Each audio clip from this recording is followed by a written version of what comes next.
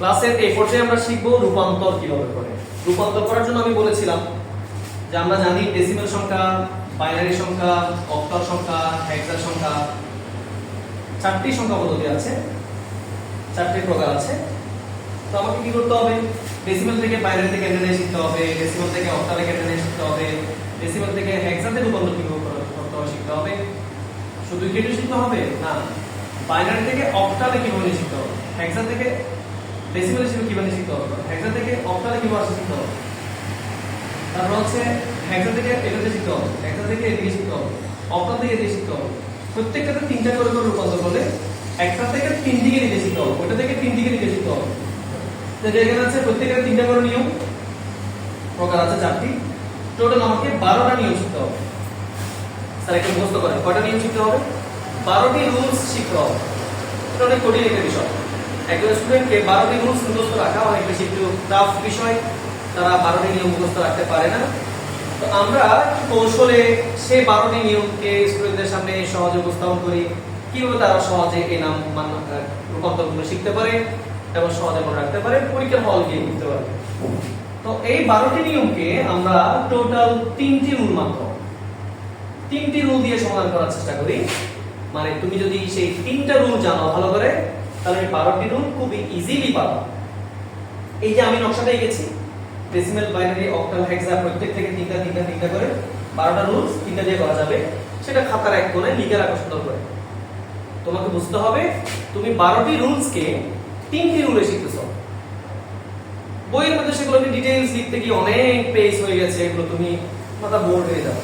তুমি আমার এই টেকনিকগুলো দেখো, তুমি বইয়ের যে অঙ্কটাই বের করো তুমি দেখবা নিজে নিজে করতে পারবে। ঠিক আছে, let's get started. Okay fine. আমরা তাহলে প্রথমে আমরা যে নিয়মটা দেখব সেটা হচ্ছে, দেখো আমরা একটা ডেসিমাল নাম্বার ধরবো। Decimal number, sir decimal number কোন নাম্বারটা? যে নাম্বারটা আমরা সবাই জানি, সবাই বুঝি। ধরো আজকে হচ্ছে 22 তারিখ। 22টা আমি বললাম, তুমি বুঝেছো 22 মানে কয়টা জিনিস তুমি এটাও জানো। এটা কোন পদ্ধতিতে বলেছি? ডেসিমেলে বলেছি। যদি তুমি বুঝেছো, হ্যাঁ, তাহলে এটা একটা 22 নাম্বার, সেটা হচ্ছে ডেসিমাল। সেটাকে আমরা অক্টাল বানাইতে পারি, বাইনারি বানাইতে পারি, হেক্সা বানাইতে পারি। কিভাবে বানাবো সেটা আমরা দেখব। আমি একটি বক্স করি, এই বক্সটা তোমরাও করবে, আমি যেমন লিখেছি সেভাবে তোমরাও করবে। এটা গণনা টানি, আমি এখানে অক্টাল লিখি। স্যার আমি যেভাবে ফার্স্টে অক্টাল লিখেছি তুমিও সেভাবে ফার্স্টে অক্টাল লিখো, তারপর লিখবো বাইনারি, তারপর লিখবো হেক্সা। স্যার কটা লিখেছি এখানে? অক্টাল, বাইনারি, হেক্সা। আগে লিখেছি অক্টাল, তারপর লিখেছি বাইনারি, তারপর লিখেছি হেক্সা। তোমাকে যদি পরীক্ষায় কোন একটা ডেসিমেল নাম্বারকে অক্টাল, বাইনারি, হেক্সা বানাইতে বলে, তুমি একটা নিয়ম ফলো করতে হবে। সেই নিয়মটা বুঝতে রাখো কি? সেটা হচ্ছে এইভাবে দাগিয়ে রাখি, সেটা হচ্ছে ভাগ করতে হবে। কি করতে হবে স্যার? ভাগ করতে হবে। মানে ডেসিমেল কোন নাম্বারকে যদি তুমি অক্টালে রূপান্তর করতে চাও, অঙ্কটা করতে হবে কি? ভাগ। এখন তুমি বলতে পারো স্যার ভাগ কেমনে করে? আমি তো জানি না। হ্যাঁ, ভাগের একটা প্রক্রিয়া আছে যেটা তোমরা ছোটবেলা পড়েছো, সেই প্রক্রিয়ার মতো করে নয়, আমরা ভিন্নভাবে করব। তবে কেমনে করবা সেটা আমি শেখাই দিব। তুমি আগে মনে রাখো ভাগ করতে হবে। ডেসিমেল থেকে অক্টাল, বাইনারি, হেক্সাতে রূপান্তর করতে হলে ভাগ করতে হবে, এটা মনে রাখো। তারপরে এখানে একটা বিষয় তোমাদের একটু বলে রাখি, পরীক্ষায় তোমার জন্য অঙ্কটা একটু কঠিন করতে গিয়ে ওরা একটু টেকনিক্যাল ভাবে করতে পারে, সেটা আমি একটু করে তোমাদেরকে বলে রাখি, আশা করি এটা বুঝতে পারবা। ধরো যে আমি তোমাকে এই ধরো 40, 42, এটা একটা ফ্রেশ নাম্বার, 42 একটা নাম্বার দিলাম, খুবই ফ্রেশ নাম্বার। এই নাম্বারটাকে যদি তোমাকে বাইরের অক্টাল বানাইতে বলে, সহজে পেরে ফেলবা, আমি যে নিয়মটা এখন শিখাই দিব। কিন্তু ওরা মাঝে মধ্যে দেখবা এরকম দিয়ে 25 এরকম দশমিক নাম্বার দিয়ে দেয়, মানে 38.25, 38.25, 38.25 এভাবে দিয়ে দেয়। এভাবে দিয়ে দিলে হয় কি, স্টুডেন্টরা তখন ঘাবড়ে যায় যে স্যার আমি 38 এটা করতে পারবো, কিন্তু 0.25 এইটা আবার কেমনে করবো স্যার? এটা আমাকে একটু তো বুঝি নাই। সেজন্য একটা কৌশল মনে রাখতে হবে। তুমি দশমিকের আগের এই নাম্বারটাকে কি বলা হয়? পূর্ণ নম্বর, পূর্ণাংশ, পূর্ণ সংখ্যা বা পূর্ণাংশ। তুমি পূর্ণাংশ বলতে পারো আর পূর্ণ সংখ্যা বলতে পারো। দশমিকের পরে নাম্বারটাকে বলবা ভগ্নাংশ, মানে ভাঙা অংশ। এটা ভগ্নাংশ, এটা পূর্ণাংশ। পূর্ণাংশকে ইংলিশে আইসিটি ভাষায় বলা হয় ইন্টিজার, মনে রাখতে পারো ইন্টিজার নাম্বার। আর এটাকে বলা হয় ফ্র্যাকশন। ফ্র্যাকশন নাম্বার মানে ভগ্নাংশ সংখ্যা, এটা মনে রাখতে পারো কি। হ্যাঁ, মাঝখানে যে পয়েন্টটা আছে এই পয়েন্টটাকে আইসিটি ভাষায় বলা হয় রেডিক্স পয়েন্ট। মনে রাখবে এটা রেডিক্স পয়েন্ট। স্যার মনে থাকবে মাঝখানে পয়েন্টটাকে বলা হয় রেডিক্স পয়েন্ট। মাঝখানে পয়েন্টের আগের নাম্বারটাকে বলা হয় যে পূর্ণ সংখ্যা বা পূর্ণ নাম্বার বা পূর্ণাংশ, ইন্টিজার নাম্বার। আর পরের নাম্বারটাকে বলা হয় ভগ্নাংশ বা ফ্র্যাকশন। আচ্ছা, দুটোই আমরা কেমনে পাবো সেই বিষয়টা একটু আমরা সূত্রের ভিতর দিয়ে দিই, টেকনিকের ভিতর দিয়ে দিই, তাহলে তোমার পরীক্ষায় কঠিন করে দিলেও করতে পারো। আমি একটু বলে রাখি, দশমিক বিন্দুর আগের অংশটাকে ভাগ করতে হবে, দশমিক বিন্দুর পরের অংশটাকে গুণ করতে হবে। এই সূত্রটা মনে রাখবেন, এটা সূত্র। কি বলেছি, যদি কখনো দশমিক নাম্বার দিয়ে চলে আসে তাহলে আগের অংশকে করতে হবে ভাগ, পরের অংশকে করতে হবে গুণ। এটা যেন মনে থাকে, আগের অংশকে ভাগ, পরের অংশকে গুণ, এটা মনে রাখতে হবে। ঠিক আছে, তাহলে আমরা এটা বুঝলাম, ডেসিমেল থেকে কোন নাম্বারে দিয়ে দিতে হলে ভাগ, পয়েন্ট, গুণ, আগেরটা ভাগ পরেরটা গুণ। আর এদিক থেকে কোন নাম্বার যদি ডেসিমেল আনতে বলে, অক্টাল কোন নাম্বারকে ডেসিমেলে, বাইনারি কোন নাম্বারকে ডেসিমেলে, হেক্সা কোন নাম্বারকে ডেসিমেলে, তাহলে করতে হবে আগের অংশকে গুণ, দশমিকের আগের অংশকে গুণ, দশমিকের পরের অংশটাও গুণ, গুণ, গুণ, এটা মনে রাখতে হবে। এটা কৌশল। এদিক থেকে এদিকে যেতে হলে ভাগ, গুণ, আর এদিক থেকে আসতে হলে গুণ, গুণ। শুধু নামগুলো মুখস্থ রাখো। অঙ্কগুলো কেমনে করবা সেটা তো আমরা পরবর্তী ধাপে ধাপে জানবো, সহজে বুঝতেও পারবো, কোনো ব্যাপার না, খুব ইজি বিষয়। আচ্ছা, তাহলে এই আশা করছি এই চার্টটা তোমরা খাতায় লিখে নিয়েছো, ভিডিওটা পজ করে খাতায় চার্টটা লিখে নাও, আমরা অঙ্ক করতে যাই। আচ্ছা, আমি তোমাদেরকে কয়েকটা নাম্বার দিয়ে দিচ্ছি। একটা বাড়ির গাছ দিয়ে আগে বলে দিই, বাড়ির গাছ ভয় লাগছে? কথাটা শোনা মাত্র কি ভয় লাগলো? আগে প্রথমে কতগুলো বাড়ির কাজ দিয়ে দিব, প্রত্যেকটা ব্যাচকে আমি আগে কতগুলো বাড়ির কাজ দিয়ে দিই, 5টি 10টি বাড়ির কাজ দিয়ে দিই। তারা এই কাজটি বাসায় গিয়ে করে।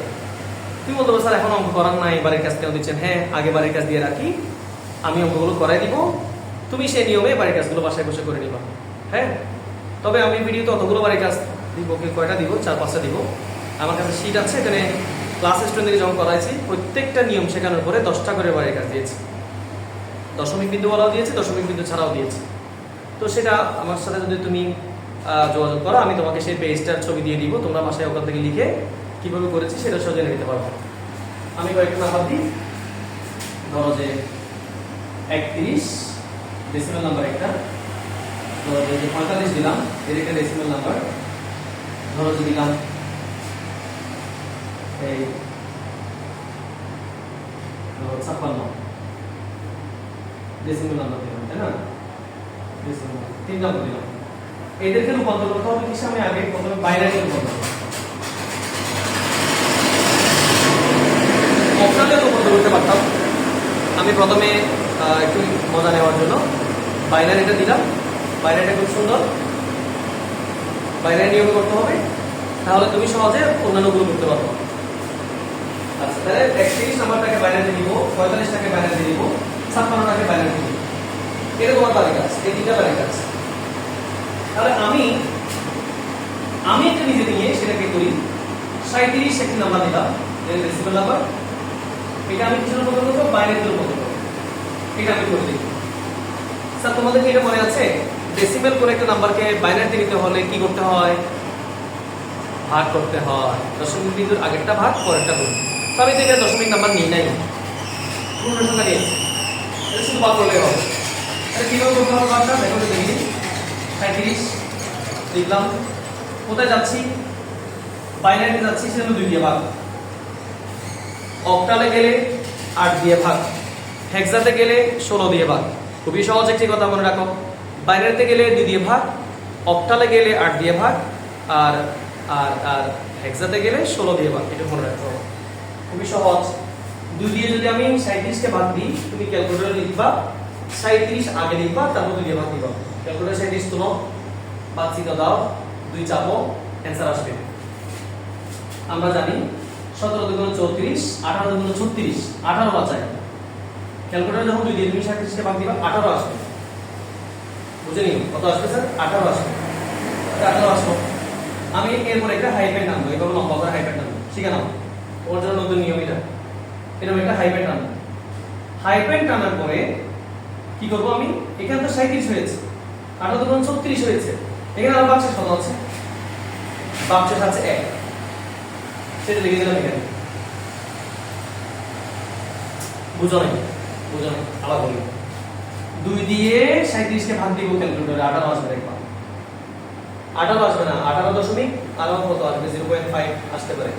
দশমিক বিন্দুটা নিবা না, শুধু 18টাই লিখো খাতায়। 18টা লিখলাম। লেখার পরে তুমি একটা কাজ করো, এখানে আর কত লিখবা এটা বুঝবে কেমন? এই দুটোকে আবার গুণ করো, এই দুটোকে গুণ করো। 18 এবং 32 কে 2 দিয়ে গুণ করো। সেটা ওই গুণ নিয়ম না, ওখানে যে নকশার মধ্যে গুণ দেখাচ্ছি সেই গুণের কথা বলতেছি, এমনি গুণ করতে বলতেছি। এই দুটোকে গুণ করো, এই দুটোকে গুণ করলে 18 দুগুণ 36 আসবে ক্যালকুলেটরে। 36 আসবে, তাহলে এটা তো আছে 37। তো 36 আসলে আরো কত বাকি আছে? 1। সেই একটা আমরা এখানে লিখেছি, সেটাকে আমরা বলতেছি ভাগশেষ। আশা করি বিষয়টা বুঝেছো। না বুঝলে ভিডিওটা পজ করে আবার টেনে একটু দেখো, আমি আর কিছু সামনে আগাই আরো ভালো বুঝবে। আবার 2 দিয়ে ভাগ, 2 কি দিয়ে 18 কে ভাগ দিলে কি হবে? 9। হাইফেন দিলাম। দেখো 9 দুগুণে 18 মিলে যাবে, এই দুটো গুণ করলে বরাবর 18 মিলে যাবে। আর কি এক বাকি থাকে? না, থাকে না, বরাবর মিলে যায়। সুতরাং এখানে 0 আর কিছু বাকি নেই, সুতরাং 0 দিয়ে দিলাম। আবার 2 দিয়ে ভাগ দাও, 2 দিয়ে 9 কে ভাগ দিলে কত হবে? 4 দুগুণে 8, 4 দুগুণে 8, 4 দুগুণে 8 আনা হলো। এখানে তো আছে 9, আর কত আছে? 1। সে একটা লিখবো এখানে। আবার 2 দিয়ে ভাগ দিব, 2টা 4 এর ভিতরে 2 বার যাবে, 2 দুগুণে 4, দেখো 2 দুগুণে 4, এই 4 মিলে গেছে বরাবর। আর কি আছে? বাকি নাই, 0। আবার 2 দিয়ে ভাগ দিব, 2 এটা 2 এর ভিতরে যাবে 1 বার, 2 একে 2, 2 এর ভিতরে পাওয়া যায় 1 বার। ওই সহজ কথা বলেছি কিন্তু বুঝা নাই। 2 এর ভিতরে পাওয়া যায় মানে কি? তোমার কাছে 2 টাকা আছে, তুমি এই 2 টাকা এটা 2 টাকা 2 টাকা করে কবার খরচ করতে পারবা? একবার খরচ করতে পারবা। যদি তোমার কাছে 4 টাকা থাকে, তুমি 2 টাকা 2 টাকা করে কবার খরচ করতে পারবা? 2 বার খরচ করতে পারবা। সেটাকে বলা হচ্ছে 2 এটা 2 এর ভিতর কয়বার যায়, 2 এটা 4 এর ভিতর কয়বার যায়, 2 এটা 6 এর ভিতর কয়বার যায়, 2 এটা 6 এর ভিতর 3 বার যায়। 3 দুগুণে 6 মানে 2 2 2 কে 3 বার তাহলে 6। সহজ কথা। আচ্ছা 2 কে 2 মিলে গেল, যদি ভাগশেষ নাই 0 চলে আসছে। আবার এখানে দেখো তুমি আবার 2 দিয়ে ওই 1 কে আর যাচ্ছে না, কারণ 1 এটা ছোট, 2 এটা বড়।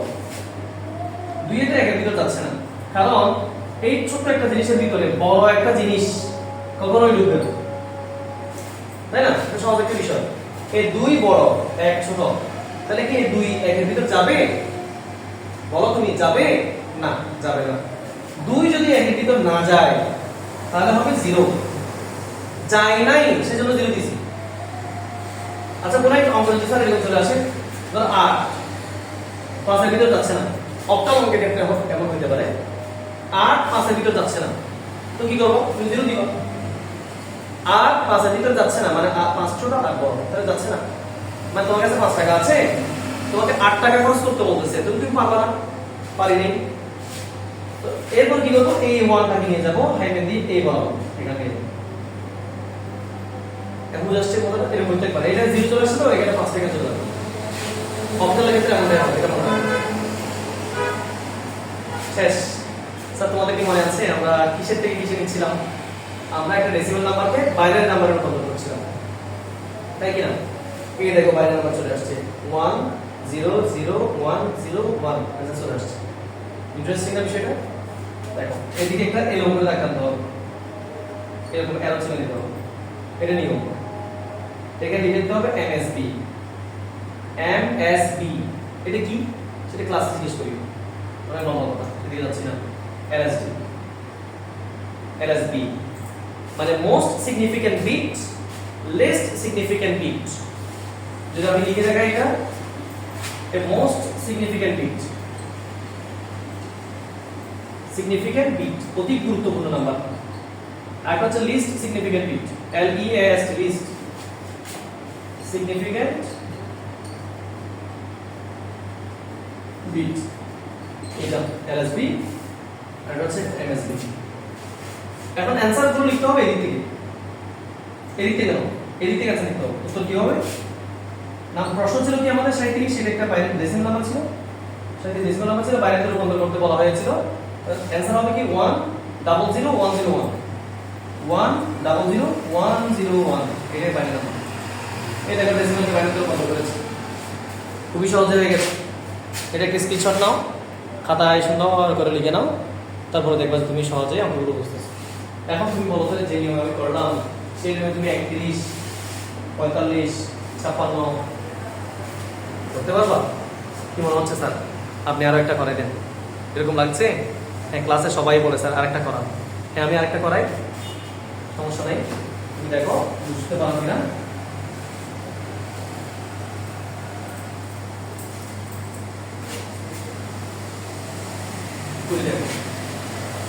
আমি তো নিলাম ধরো যে 29, এই 29 নাম্বারটাকে আমি বাইরের জন্য করবো, তাই না?